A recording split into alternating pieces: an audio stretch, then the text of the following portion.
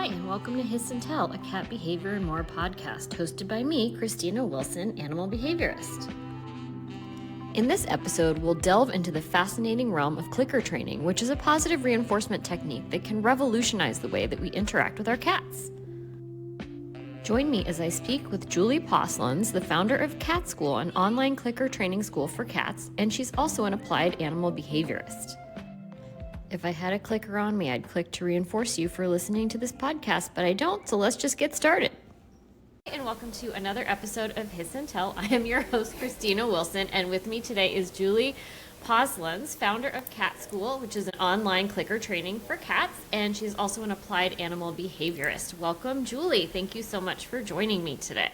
Thanks for having me, Kristiina. And thanks to Mimi, my co-host here, who will probably meow into the microphone because she does not like it when I do this. Every podcast I do, she's like up here like meow, and she's going to tap me on my face in a minute. So do you want to tell me a little bit about your background, your education, and we'll just kind of go from there. So I started working with animals in like 2004. I took a dog training course and I became a dog trainer. And I ended up getting a dog that I thought was going to be my demo dog. And it turned out that he was very aggressive and none of the techniques I had learned at my program had helped. And I just realized I didn't know anything even after I had taken this dog training program. So then I stumbled upon a book called Click to Calm. And that was the first thing that introduced me to clicker training. I started working with my dog. I was like, wow, this is amazing. Because I was living in downtown Toronto and like having an aggressive dog there is just, you know, New York. It's like so hard. Right. So it was really hard. And the clicker was like, it felt like magic because I suddenly had this dog who would see a trigger like a skateboard. He hated skateboarders, kids, everything. He even ripped someone's jeans. Oh my gosh. Before I learned anything, he went after a skateboarder, grabbed his jeans, ripped them. Like it was bad. So anyway, the clicker was the tool that I used to help get him under control and be able to walk him. And the other thing about the clicker was that I enjoyed, there were days where I didn't really feel like taking him out into the world and having to be, always on guard and stuff. And I would just start teaching him tricks. And that really tired him out. So that was kind of my intro into clicker training and working with training dogs. And then I decided, because I realized I knew so little, I decided to become a dog walker instead. Right. And so that just took me on a dog. I went to start from like just starting my business to having employees and loving dog walking for like 10 years at least. I was doing that. And then I decided I wanted to go back to school because I was so interested in behavior and dog interaction. So I went to do my master's in cognitive and behavioral ecology at Memorial University. And I studied dog-dog interactions. And then after I finished my thesis, I was like, okay, now what? And I was kind of deciding between doing something still in the dog training world. And then I found a cat outside. And so that was just like, I was like, what am I doing now? And then this cat shows up and I'm like, okay. I started training him. I put a few of his videos on my dog trick account on Instagram. And the next thing I knew, I had like all these people asking me, how did you train your cat? How did you train your cat? And I realized that people were interested in it. And so that kind of started to get me into this idea that maybe there was something there. Of course, I didn't know much about like what people would be interested in. But then I just started, trying a few things, like offering like teach your cat a paw shake, a secret paw shake. That was kind of my first little thing. And I started putting together a little kit. And then I just launched Cat School. I just kind of went all in and said, you know what, this is a great service. People are wanting to train their cats. Let's do this. And that was how I started Cat School. And that was like in 2018. All right. I just as a disclaimer, I have used Cat School with our cats. I used it with Steve. I've used it with Mimi and Kitten Man. They have all been clicker trained. And then Steve, as I think most people know, was also harness trained and would go out and walk with me. But I love recommending Cat School to all of my behavior clients because clicker training is such great intellectual stimulation, which we'll get into talking about later on. But I just want to kind of put that up front. Thank you. That I can't be totally non-biased in this Yeah. interview because I 100% use your website and absolutely recommend it Thank pretty you. I much to appreciate all that. of my clients because, you know, when you have cat behavior issues, you pretty much almost always want to add intellectual stimulation It's so to helpful. the mix, which we'll talk about. So maybe you want to talk a little bit about clicker training and how it is different from other methods of training for cats, and just let people know what it is. And also just, I think most people don't even understand that you can train cats. Right. Yeah, so I think there's either no training cats or clicker training. I don't even think there's other training methods. It's like either you have people saying cats aren't trainable or you have people clicker training their cats. Because, I think most people don't think cats are trainable. And then they start clicker training and they're like, wait a second, this is not as hard as I thought it would be. So basically, clicker training is just positive reinforcement training. So, we're using food to reinforce good behaviors. But the addition of the clicker, that's a marker. So it's like a handheld tool that makes a clicking sound. And we use it to pinpoint the behavior that we want to reinforce. And the example I like to give is if you're trying to teach your cat to raise a paw and you get them to raise their paw, we can talk about some of the different ways that you can do that. But let's just say that it happens and you want to let them know that they are getting a treat for raising their paw. You click the split second they raise their paw. Now imagine you didn't use this marker, that your cat puts their paw down and then you give them a treat. They're not going to know if they're getting the treat for sitting or for raising their paw. Taking a step back though, you have to first tell your cat that one click equals one treat. So they hear the click, they get a treat. They hear the click, they get a treat, and you've warmed them up with this exercise so they understand the meaning of the clicker. And then when you're actually trying to capture a specific behavior, you click the split second your cat does that, and they know, oh, I'm getting a treat for raising my paw. And since behavior that gets reinforced gets repeated, you get your cat repeating their paw, and then you can add the signal to it. So we get the cat doing the behavior first, and then we can pair it with the signal that we want to use. So if we're teaching fist bump, once we know we have that paw lifting, we can put the signal together and start asking for the behavior that we want. Since we just talked about capturing, do you want to talk a little bit about shaping and how that's a little bit different from capturing a behavior? So I use, I would say, a combination of stuff, but for the paw, that would be a good example of how you could shape behavior. So what I do for that trick is I get the cat to put I put a treat in a little cup, and the cup should be too small for their face, so they have to use their paw. And then once they use their paw, or they're putting their paw in the cup to get the treat, I click, so then they know, oh, whenever I use my paw, I get a treat. And then I continue to get that behavior. So I'm shaping the cat. So the next, I would say, shaping step in that is to put no treat in the cup and continue to get the cat to put their paw in the cup. So they now understand when I put my paw in the cup, I get a treat, and then I can raise the cup. So that's the next kind of shaping piece, is where we raise the cup and then I start putting my hand over the cup. So by shaping, we mean just, getting the cat to do the different behaviors, by one little tiny step at a time, until we have the final product. Right. And then, capturing. You want to tell what capturing is? So capturing is a good one to use for teaching lying down, since your cat lies down all the time. And so if you want to teach lying down, you might wait till you see your cat lying down and clicking the second that they do that. And it would take a few times for your cat to understand that they're getting clicked for lying down. They might be like, why did I just get the click? But over time, especially if you keep the situation or the context very specific, so maybe, on a table or something where you've put their bed or one place, I would probably say keep the place specific in the beginning. And your cat starts seeing that every time they lie down at this specific place, they get a treat. Another way that I might do that is I might reinforce a cat for staying on a chair. I'd give them a bunch of treats. Eventually they're like, oh, I'm going to be here for a while, so I'm going to lie down. And then the split second they lie down, I click.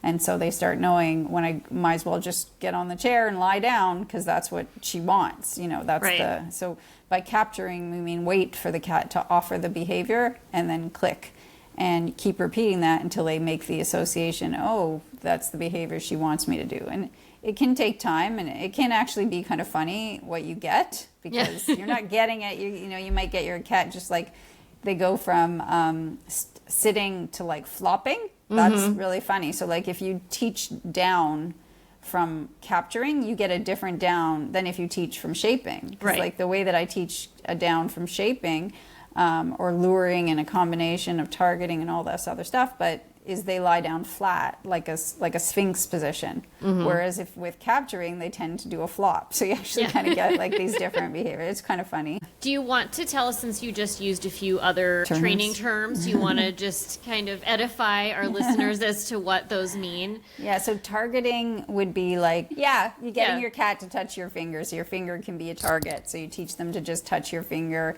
and then you get a treat, and then you teach them to follow your finger. So say you're getting them, you want to get them to jump on a chair, so you can guide your finger towards the chair. They jump on the chair and they touch your fingers. That would be targeting, and you can use all sorts of different targets.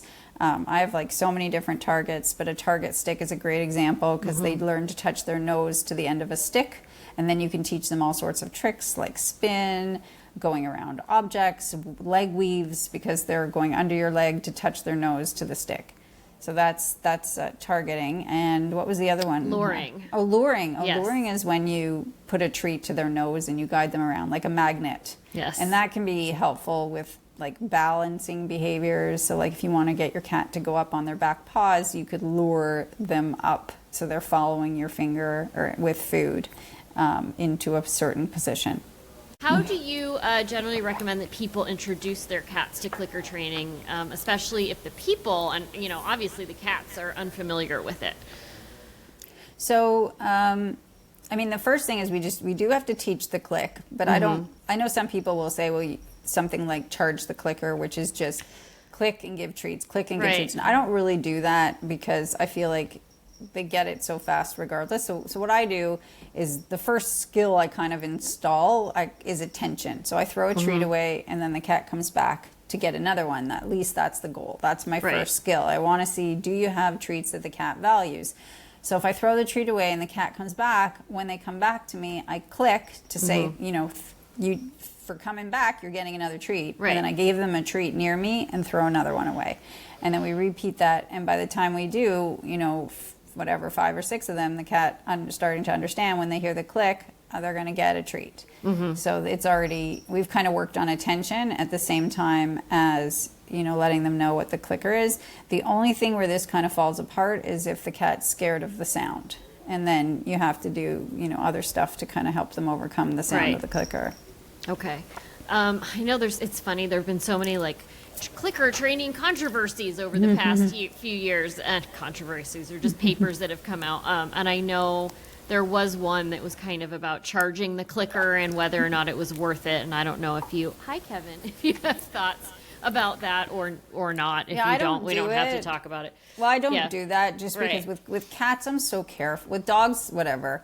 I'm like, whatever goes. Yeah. So, they're easy. But with cats, I don't like overfeeding them. So I'm always, in fact, it kind of is bad because sometimes I cut corners to not give my cat too many treats, and people will say it didn't work, and I have to remember to always be careful and show all the steps. But with my cat, I try very hard not to give him too much food. So same with charging the clicker. I wouldn't want to waste 5 to 10 treats on the cat not doing anything by just giving them a treat for hearing the sound. So I always make them work.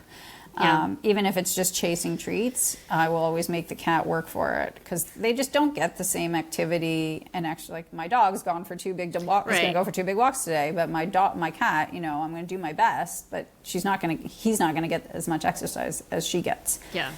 Have you found, this is a 2-part question, I guess.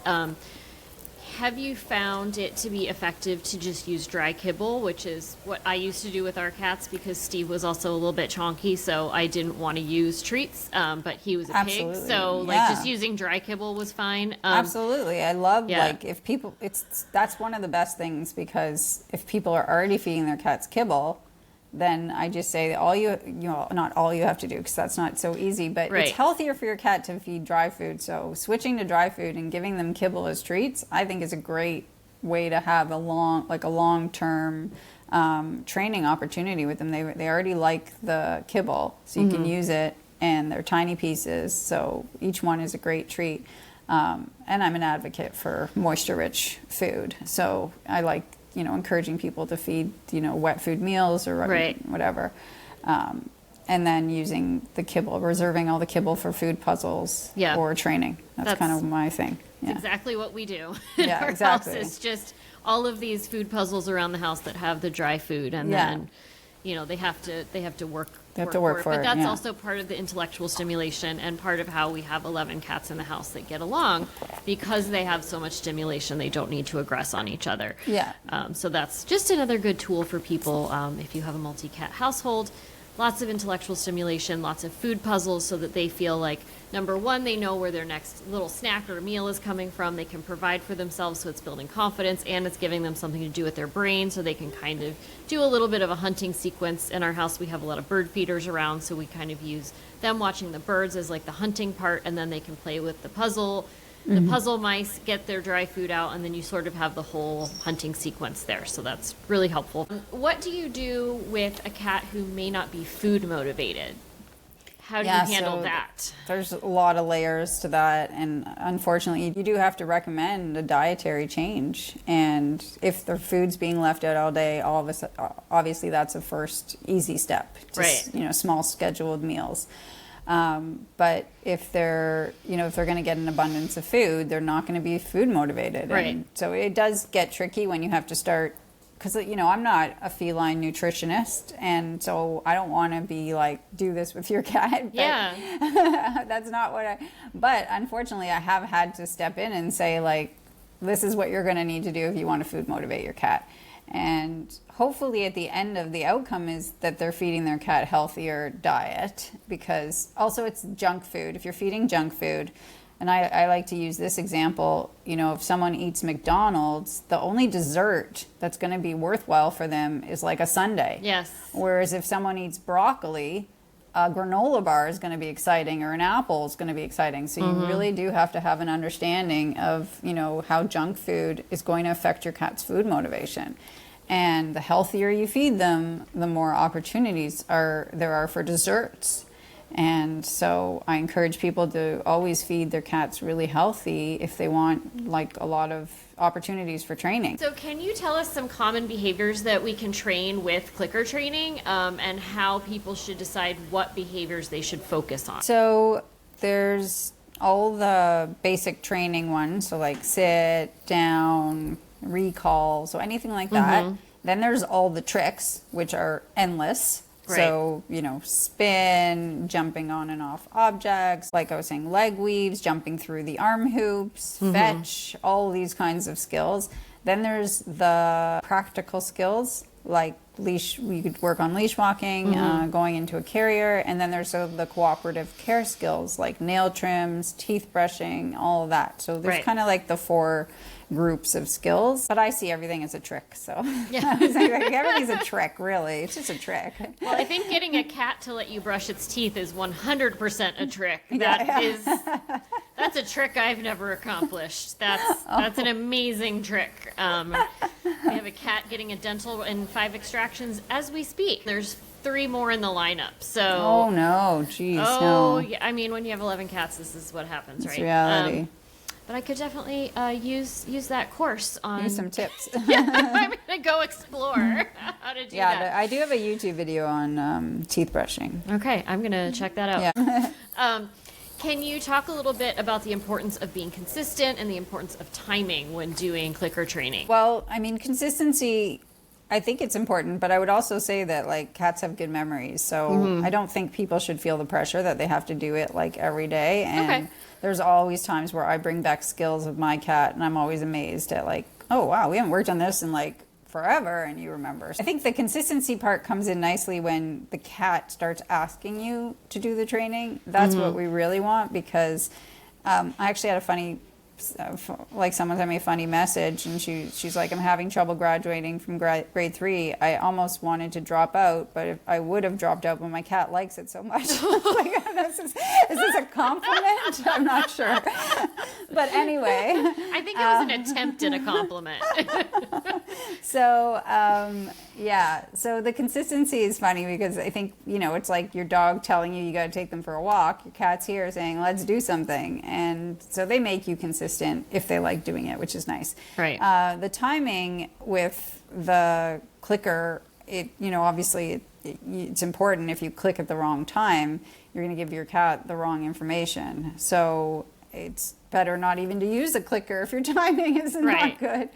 But you do want to be precise when you're trying to communicate with an animal. So obviously getting your timing in check is a good thing. And that's, it's important just to start with easy skills where we're not working on like harder things in the beginning, so you can get a chance to like practice your timing and stuff. Yeah, that makes sense. Can you talk a little bit about how you could do this without an actual clicker for people who may not have like the ability in a hand to use a clicker, how they could mark that in other ways? Yeah, so they can definitely use a verbal marker like yes or good. And so if you're working on sit, as soon as your cat sits, you could say yes, and then you give them a treat. They touch your finger, yes, and give them a treat. So you could totally use a verbal marker for when you don't have to be that precise. So like for the paw trick, it would be harder because by the time you say yes, your cat might put their paw down. But for things that they're, a little slower on, like the arm jumping over your arm, that's a good example. Like you're not really needing to click at a split second. You can just give your cat the treat over when they're on the other side of your arm. And that's just say yes and give them a treat.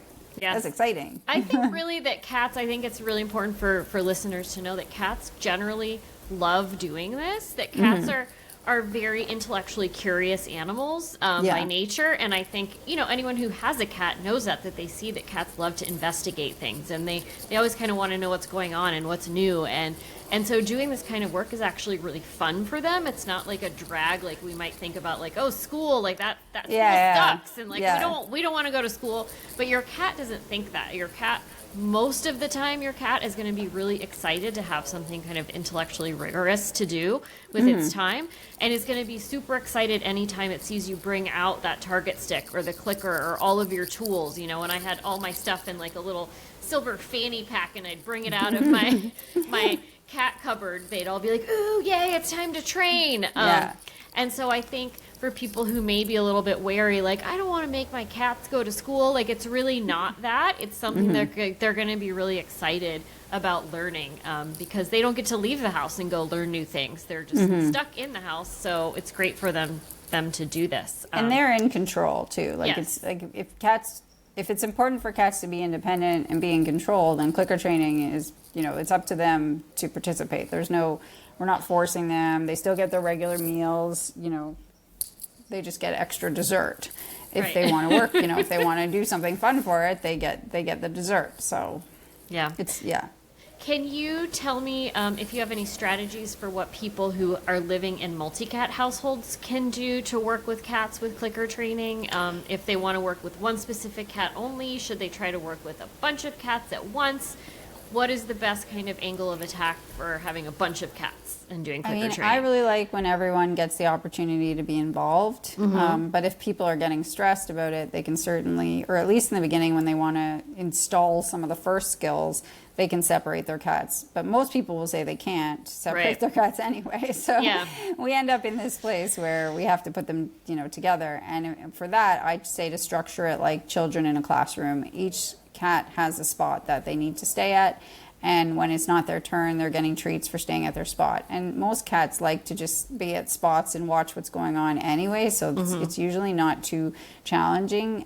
If they're super motivated and they're jumping off the chair to get the treat, you just have to feed them more treats at their spot until they learn that, that parking spot is valuable, or that spot in the classroom, I call it like structuring your classroom, is a good place for them to be. So that would just be encouraging them all to go on their chairs, or I use like the feline cots, and they're just, staying on their cot and getting treats. And then you kind of just do one simple thing with one cat, get them back on their cot, give them a treat, do it with the other cat. And in the beginning, you can even just do the skills on the cot. So something like fist bump, you could do on the cot. And so no one is even really moving off until you get a bit more, control. Right. I wanted to talk a little bit about behavioral issues like aggression and anxiety, and how using clicker training as a behavioral modification strategy or as intellectual stimulation can be helpful. Do you want to talk a little bit about that from your perspective, and then I can jump in with my dumb thoughts?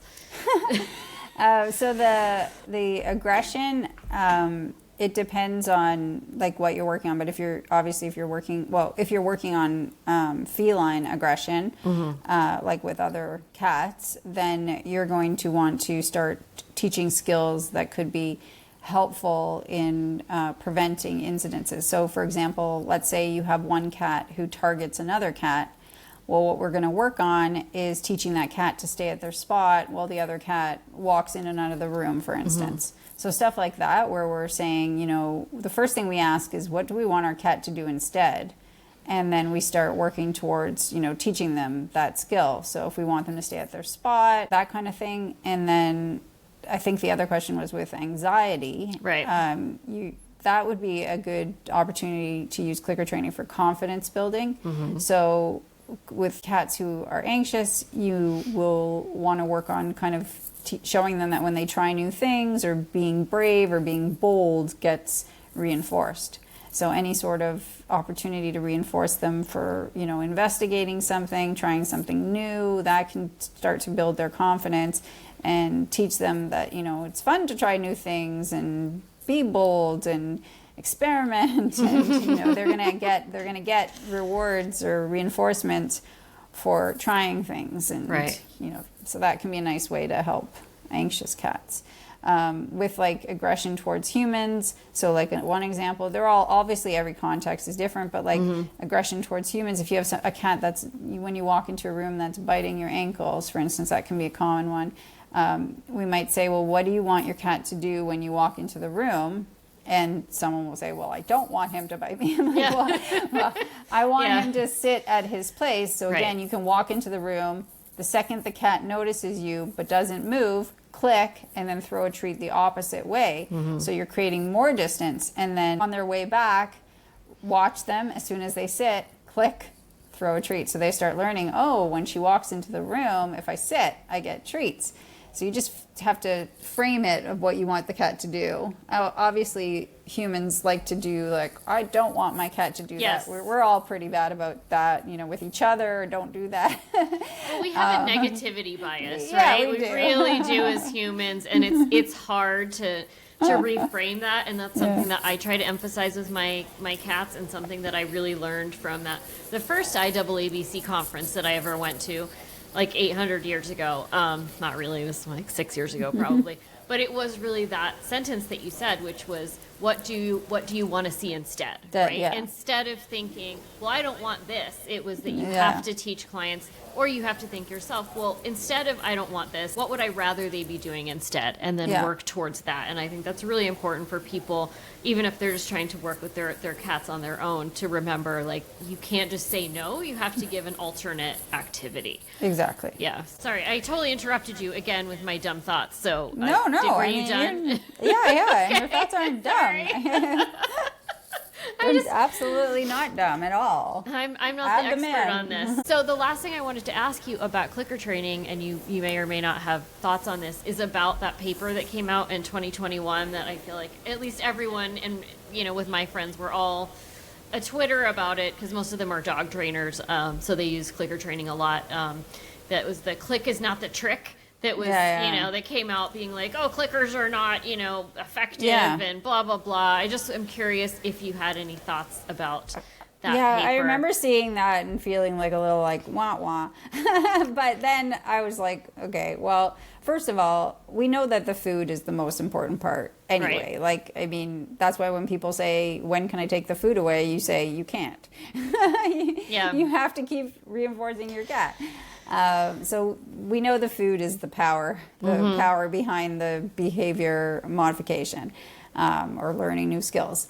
But the second thing is, I think the more precise behaviors, it's going to be more valuable. So you can look at some of the behaviors in that paper and say, okay, maybe if we would have added in a few where there needed to be more precision, someone who's trying to capture a split-second action, we're going to see different results. So I think, the behaviors that they kind of used were pretty basic. Oh, and the other thing is, it'd be interesting to do the study on cats too. Yes. But like from a big picture perspective, I'm also like, why wouldn't it work to give more information? It only does, that kind of only wouldn't apply if the instructions are very easy. So as long as we start looking at something that would require more information, I think it will be more valuable because you are giving the animal more information. So it's just, I feel like it's related to those skills. Of course, I could be wrong if they try introducing new skills, but I think that if they were trying to teach a complex, something more complicated, they might get different results. I agree. And again, it's just one paper. A lot of people have called the methods into some question. It is just about dogs, and people have been using clickers with animals for the longest time. And I think that's kind of why the behavior community was in such an uproar with this paper, because it just sort of poo-pooed things that people have been doing for a long time. I would also love to see some examples of cats, because I think in a lot of behavior science that ends up being applied, I read a lot of papers, that are about cat behavior or cat medication, like fluoxetine in cats or CBD in cats. And the cats are always the side note to the paper, which has been mostly about dogs. And cats and dogs are just thrown together because they're the most common pets, I guess, that we have. But cats and dogs couldn't be more different, both in terms of behavior and how they sort of look at the world and how they have been socialized or not socialized, rather. Even how they metabolize medication is totally different. So it kind of reminds me of how so much of Western medicine, everything has been tested on men and then just applied across the board to women as well. And it just doesn't really behoove anyone to do that. So this is another rant for me now that is probably not even making sense. But I do wish that more papers were actually about cats rather than like, here's this dog study that can be extrapolated to cats, which to me doesn't make a lot of sense. So I just want to touch on leash walking a little bit, because you have that whole module also in cat school. If you want to just talk a little bit about leash walking and how you go about training cats to do leash walking. First of all, is leash walking something that all cat owners should consider? Is it suitable only for certain cats? Are there certain specific things to consider before you attempt to leash train a cat? I think it has to do with the environment outside your house, because if you're in a building or you have a busy street, then it's going to be very challenging. So I think, if you don't have the right setup, then that's kind of a deal breaker. So if you've got the yard, you've got the porch, you've got the quiet neighborhood, then I think it's valuable. I don't see any cat that wouldn't benefit from some fresh air and munching on some grass. But that said, some cats could be scared. Well, then you're going to want to work on building their confidence.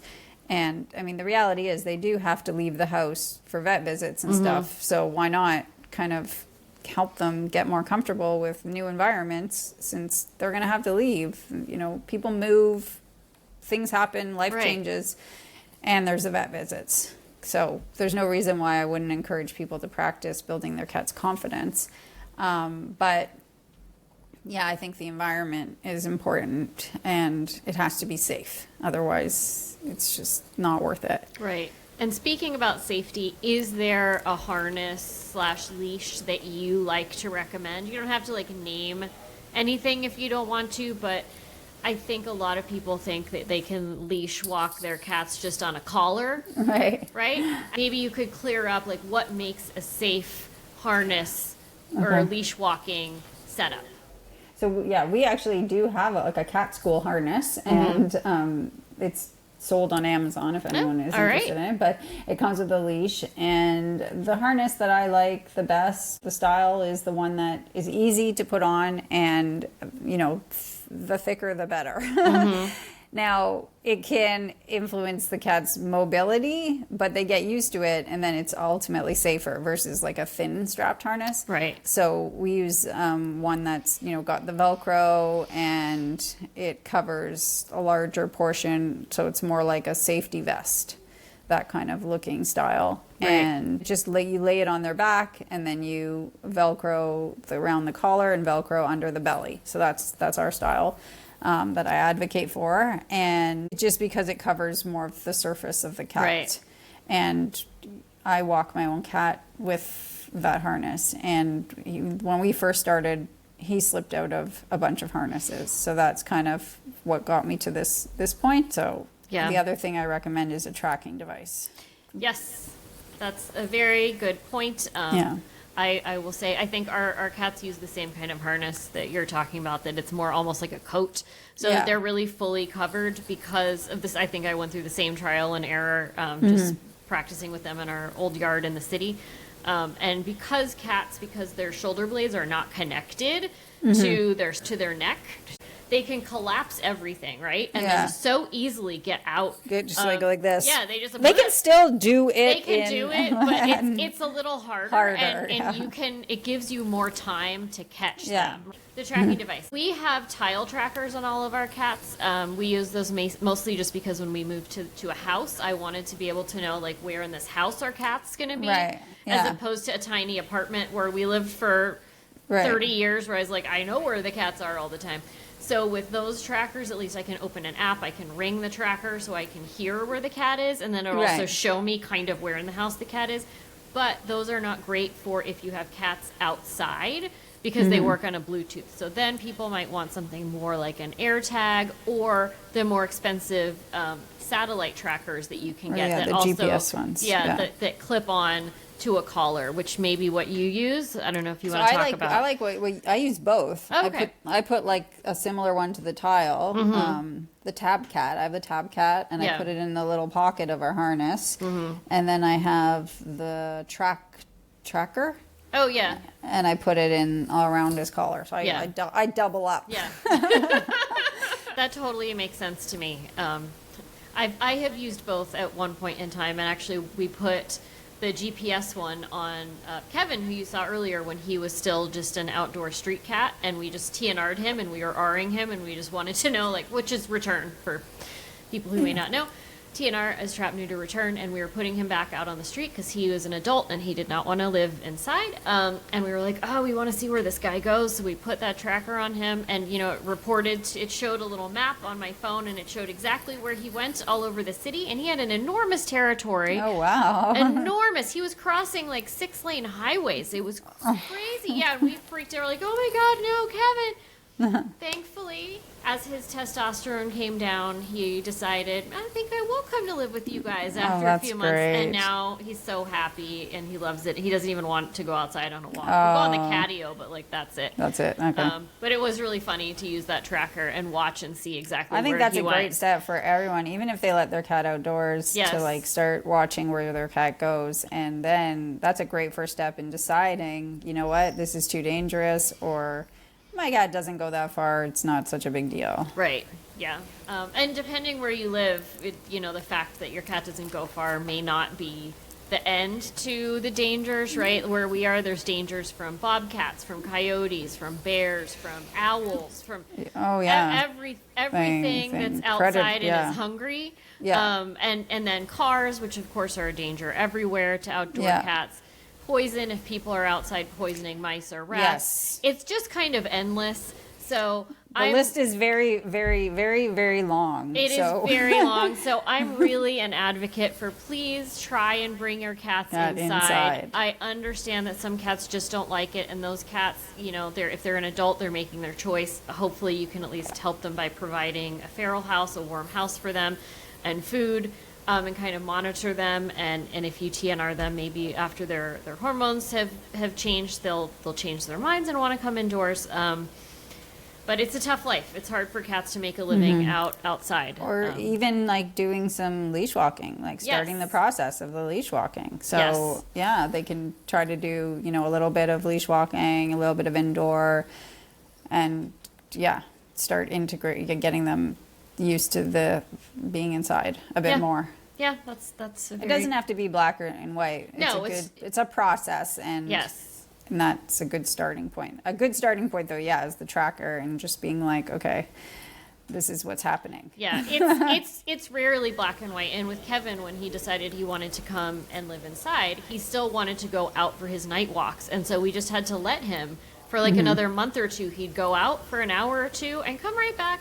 But every day I was like, I hate this. I hate it. But I had to let him do it because that's what he needed to do. And then eventually he didn't need to do it anymore. And he was done. And then he felt safe. You know, and that's often what cats do. They make these little steps, right? Everything with cats is these small steps towards things. So his small step was, I think I'll come visit in the yard every day. Well, maybe I'll come sleep indoors, but I'm still going to go outside, you know. Yeah. Maybe I won't go outside every day. Maybe I'll just stay indoors, right? And it had to be on his terms. It had to be on his timeline. And it just had to be how he wanted to do it. And now we have this amazing giant unit who's over here staring at me. Our little toothless linebacker who's just the nicest man. And I can't believe he was this feral, East Village street cat. But it is really an incremental process. And you do have to really let cats kind of go at their own pace. And you can't rush it. So, yes. So I think we'll end with answering a few questions from listeners who, when I was asking people if they had questions for you, they really seemed to latch on to the fact that you're also a behaviorist and less about the clicker training. So you can answer these or not answer these. It's totally up to you. But these are just things that people were asking. How do I deal with a cat who follows me to bite me after I walk away from aggressive play? Okay, yeah, so I didn't answer that yet. That one I was going to say... that my goal for that one would be to try to stop the play before the cat gets too aroused. And being a dog person originally, this reminds me very much of dog park interactions where dogs start getting a little too hyped up, hyped up when they play, and we split them up, we give them a little break, we ask for sits, we ask them to come, we direct them to something else, treats, calm them down, and then we let them play again. So I would do the exact same thing with a cat. I would try to prevent that arousal level just by asking for some training in between play sessions and getting a little bit of focus, making it more about the treats. Once you make it about the treats, some cats might not even go back to playing because they get so excited about treats. So that can be a great way to kind of diffuse the conflict. Right. I also wonder if a cat who's following to bite after... And number one, a person I don't think should do aggressive play with a cat. If they're doing like hand play or any of that and that's becoming aggressive, like that's not a good thing to do. Like your cat should not see you as an aggressive play partner in the way that they might play with another conspecific, right? But I wonder if the following and the biting is also part of like a continued play solicitation, in the way that like cats will do that to each other. They'll be playing, like at least I see it in my house. They'll be playing, and then one will wander off, and the other will follow and like bite the leg of the cat who lost interest, right? So, and it doesn't change the solution. It's just I don't know that it's aggressive as much as it might be if you're winding your cat up and then you just finish. The cat doesn't understand that you're done, right? Yeah, and they could do like a food puzzle to kind of any calming activity after. Exactly. There may just need to be more of a signal that like, we're done now. Here's something for you to capture and kill and eat. Something like that may need to be added in there. Somebody else wanted to know, why does my cat scratch all night long? I have 3 cat trees, 2 posts, and a ton of toys. Do you have any thoughts about that? I mean, that to me just kind of sounds like arousal, like a cat that maybe didn't get enough all day, that's kind of up at night looking for stuff to do, marching around the house, crashing everything. I can picture my cat does that like when I don't give him enough that day. He's just like, I'm wound up, I'm scratching, I'm marching, I'm yelling, and that kind of thing. So, I mean, as much as it's hard to give our cats stuff before bedtime, I do advocate for like training, puzzles, snack before bed kind of thing, because they really do need it. Obviously, like, play is good, but I don't like the idea of doing play too late. And I think if you are going to do play, you're going to want to follow. Like, I think a lot of people I think that they should be play. And they'll say, oh, well, I play so much with my cat. How much more can I play?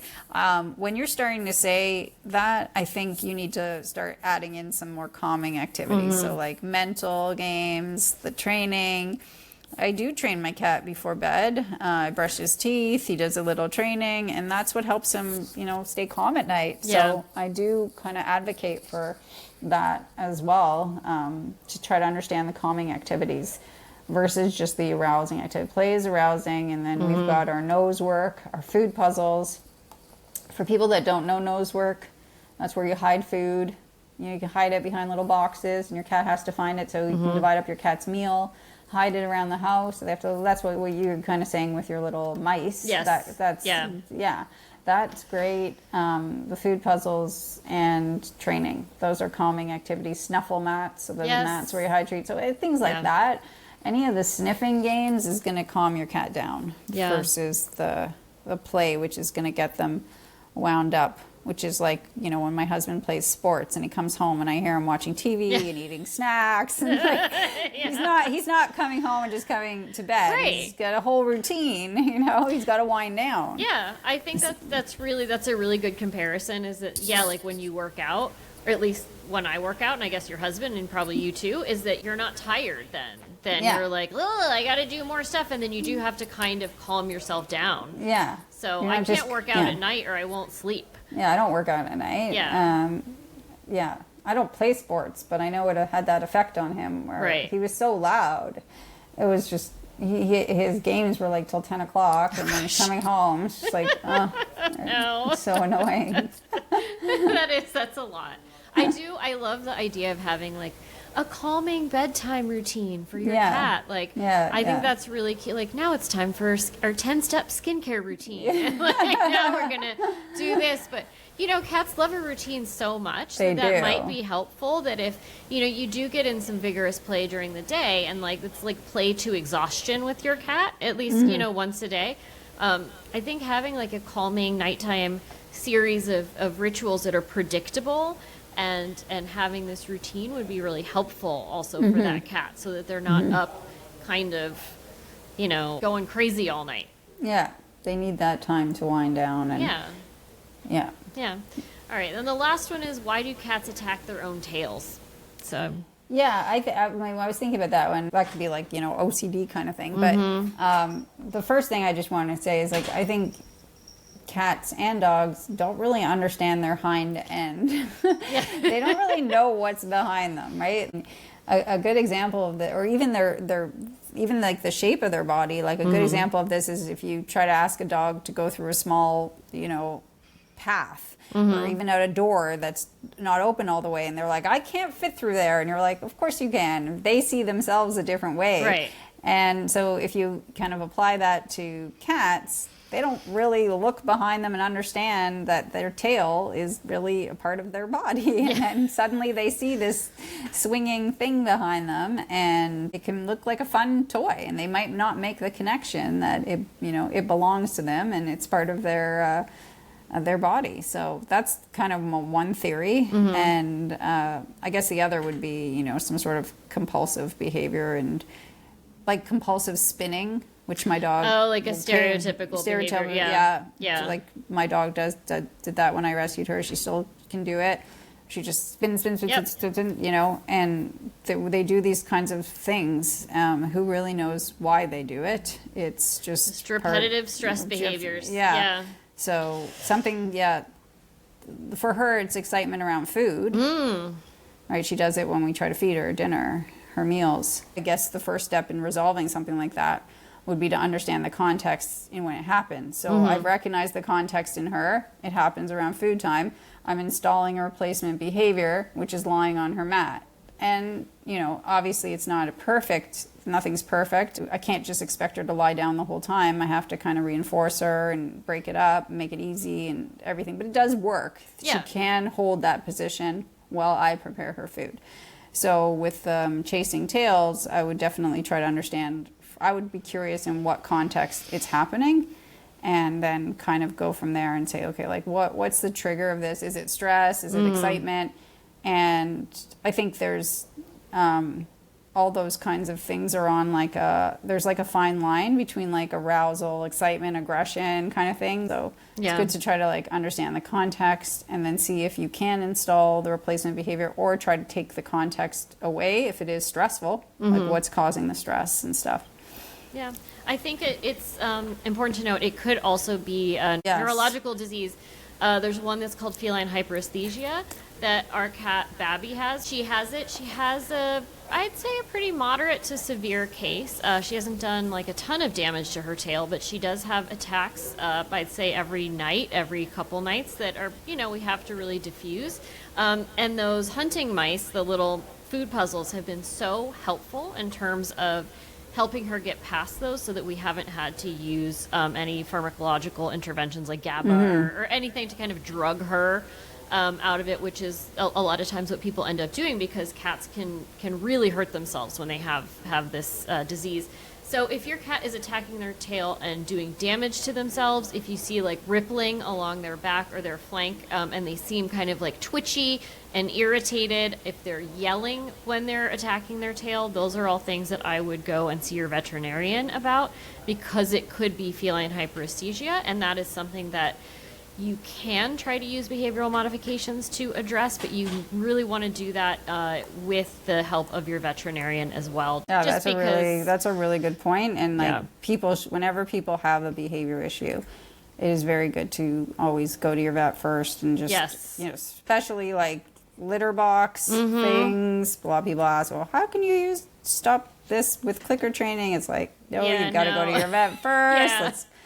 So with all these kinds of more complicated things, it is good to gather all your information and go to your vet, rule out health issues first, because no behavior modification is going to work when there's a health issue going on. It's just... Yeah, that's absolutely true. And I think top behavior issues that I see a lot in my practice that actually need the intervention of a vet are inappropriate toileting, right, like you said.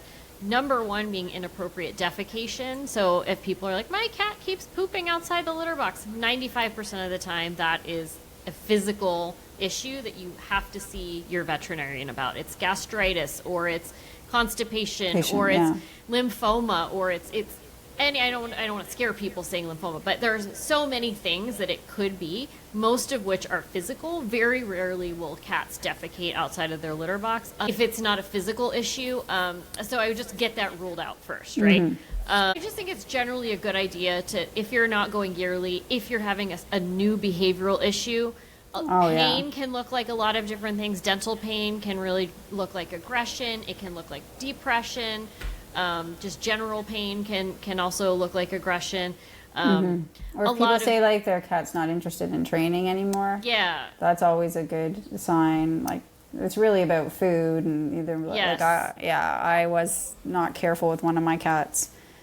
And they were not accepting dry food anymore. I'm like, I'll just feed wet food. This was a long time ago before I, knew more stuff. And he had diabetes. I didn't realize that. So that wasn't a trigger for me that he wasn't eating his dry food, which it should have been. Yes, I think any change, again, because we've talked so much about how cats love a routine. They're very routine oriented. If your cat has any change in their routine, are they sleeping in a different place? That's how I first noticed that Steve was sick.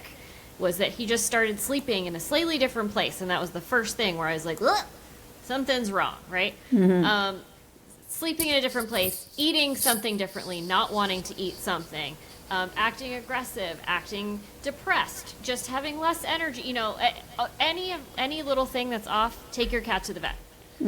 Then come to see one of us. But definitely take your cat to the vet first, because so many things are physical drivers. And cats, above all things, are really, really good at hiding and masking pain. So often by the time you see a little evidence of them acting funny, they have been in distress for quite some time. So that's that. And I don't want to end on a grim note. That's all that. I'm just thinking about my cat. I'm like, oh my God, what did I do? He's sleeping somewhere. No, you're fine. He's sleeping in the dog crate right now. I told you that is like. I'm sure it's fine. I'm just very hyper vigilant, you know, and I was really hyper vigilant about Steve, and that's how we ended up catching his cancer so early. But in the end, it doesn't matter because SCC is SCC, and it is what it is, right? Steve had me kind of go off on another tangent there, but in closing, is there anything else you'd like to share with us about clicker training, or how can people find you on YouTube, on your website, like? How can people avail them? There's the website, which is catschool.co. YouTube is a great place to start, which is just look up Cat School and you'll find us on YouTube. Of course, Instagram is another fun place where I like to feature students. And those are the three. Those are the main ones. And give it a go. It's fun. Yeah, it is. It's very fun. Play with your cat. Have fun with your cat. Get to know their brain. Get to see them do fun things. You know, get to see differences between your cats, which is interesting. You know, who likes jumping, who likes problem solving, who loves the training. You know, like it can be a lot of fun to get to know them more, and to get that bond a little stronger too. By working with them and, you know, teaching them something new, and teaching any animal something is fun, just to see them learning something, and that kind of communication is it's exciting. It is. I think it's a great enrichment for both parties. Yeah, it's great enrichment, and you don't have to you don't have to block off your schedule for a big session. It's just 5 minutes here or there, once a day, or not, whatever you can do, kind of thing. Your cat will appreciate it, and hopefully they will start asking for it and remind you. So you don't even have to put it in, your calendar or anything. Right. Your cat's going to show up at their spot and say, let's do stuff. All right. Well, here's to more people working with their cats with clicker training and teaching their cats to walk outside. And thank you so much for talking with me today about a whole range of crazy topics that we've gotten into. But I super appreciate your time, and I really appreciate your website. And thank you. Just thank you so much for everything. Thank you for having me. It's been so nice to finally get a chance to chat with you. I know. I feel like I've known of you for years, but finally here we are. So thank you. Thanks for watching. If you'd like to book a cat behavior appointment with me, you can go to my website, catitudeadjustment.com. If you'd like to follow us on social media, you can find us on Instagram at Hiss and Tell Podcast and on Facebook at Hiss and Tell Podcast. If you like this episode and the podcast in general, please go ahead and give us a rating and leave a review. That would help us out so much. Thanks to Cat Beats for providing this music.